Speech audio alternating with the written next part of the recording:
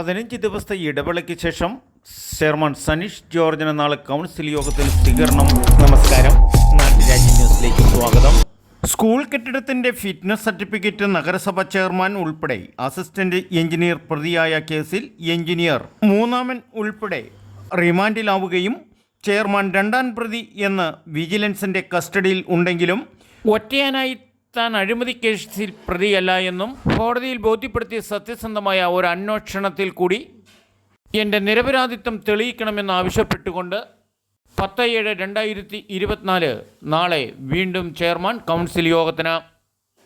എന്നാൽ ചെയർമാനെ കാത്തിരിക്കുന്നത് ക്യാമറ കണ്ണുകളും സംരക്ഷണത്തിന് പോലീസും. ചെയർമാൻ സ്ഥാനത്തിരുന്ന് കൗൺസിൽ യോഗം നടക്കാൻ പറ്റില്ല എന്ന് പ്രതിപക്ഷ അംഗങ്ങളും താൻ വിശ്വസിക്കുന്ന സ്വന്തം പാർട്ടിയും അംഗത്തിനൊരുങ്ങുമ്പോൾ ചെയർമാൻ പുലിയായിട്ടല്ല പുപ്പുലിയായിട്ട് തന്നെ ചെയർമാൻ പദവിയുള്ള തൻ്റെ കസേരയിൽ ഇരിക്കുമെന്നുള്ള ശുഭവിശ്വാസത്തോടെ തന്നെയാണ് നാളത്തെ പുറപ്പാട്. മുനിസിപ്പാലിറ്റിയിൽ നടക്കുന്ന എന്ത് നാടകമാണെന്ന് ജനങ്ങൾക്ക് മനസ്സിലാകുന്നില്ല. എന്തായാലും നാളെ യഥാർത്ഥ രാഷ്ട്രീയക്കാരുടെ മുഖത്തിനു വേണ്ടി ചെയർമാനെ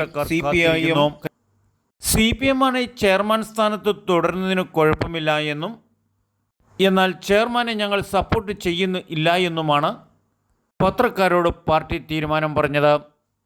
ഏറെക്കാലമായിട്ട് കൈക്കൂലി വിവാദകനായ എഞ്ചിനീയറെ സംരക്ഷിക്കാൻ CPM കൂട്ടുനിൽക്കില്ല എന്നും ചെയർമാൻ തെറ്റുകാരൻ ആണോ ഇല്ലയോ എന്ന് പോലീസ് അന്വേഷണത്തിൽ കൂടി അത് തെളിയിക്കണമെന്നും ജനപക്ഷത്ത് നിന്നുകൊണ്ട് തന്നെയാണ് CPMൻ്റെ തീരുമാനം.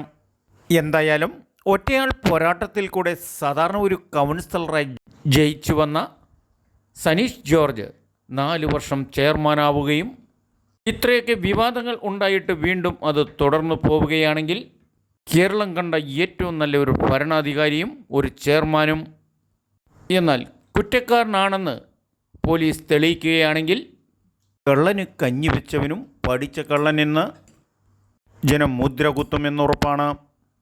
വരാനിരിക്കുന്ന കാലം ജനമാകാംക്ഷയോടെ കാത്തിരിക്കുന്നു. നാട്ടുരാജ്യ ന്യൂസിനു വേണ്ടി ക്യാമറയാൻ റിപ്പോർട്ടിംഗ് തൊടുപുഴയിൽ നിന്നും KK വിജയൻ.